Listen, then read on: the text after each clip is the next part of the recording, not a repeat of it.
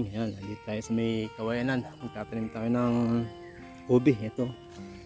Ayan, puputulin ko na 5 piraso ito para may tanim. Ayan, may hukay na ako. Nakapagtanim na ako.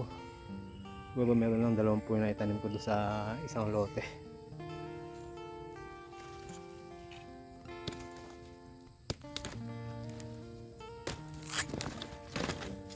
Yung ubing-ubi. Tatanim natin. Oh.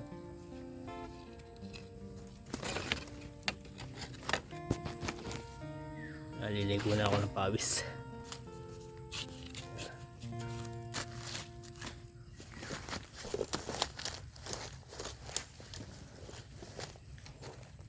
Okay na yan. Yan, 5 piraso pa yung tatanim ko. Ito lang yung pagtatanim ng ube. Pirasuhin. Tapos yan, chachap-chapin ng ganon. Isa pa na marami pa lang gagawa. Yan. Isa pa. 6 piraso yan. Pagka sa loob ng isang taon, bawat isang ganito may timbang 5 kilo hanggang 6 kilo. So hanggang dito na lamang. Maraming salamat po. Sobrang pawis ko sa pagtatanim.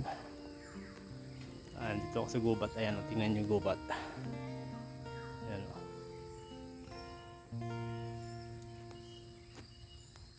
Ito yung ubi o. Ubing-ubi yan, pure na ubi. Pagka yan lumaki marami.